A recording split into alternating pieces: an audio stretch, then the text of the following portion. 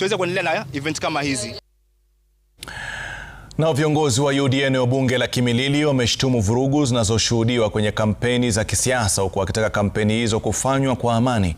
Wakizungumza katika eneo la Kamukuyu wakati wa mkutano wa wanachama wa UDA, viongozi hao wamewataka vijana wa rika la Gen Z kujisajili kwa wapiga kura ili kushiriki zoezi la kuchagua viongozi wao. Hakuna vurugu hapa, watu wamekubali. 1,000 people congregating in one area because of the party UDA should tell you something about the party.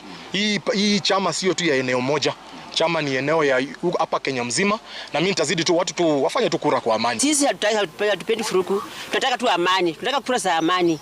Kura ni moyo wako.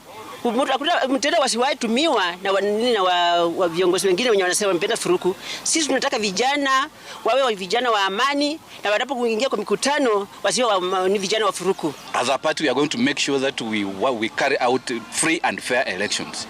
Na tutafanya uchaguzi tarehe 9 vile amesema, kwa sababu ya they have postponed our elections, the grassroots elections to 9th of April kwa sababu ya kifo cha mbunge Ngeno.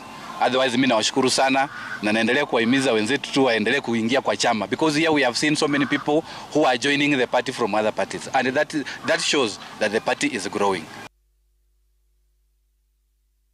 Nalo vuguvugu linalounga mkono upinzani uko Pwani limempigia debe kinara wa Wiper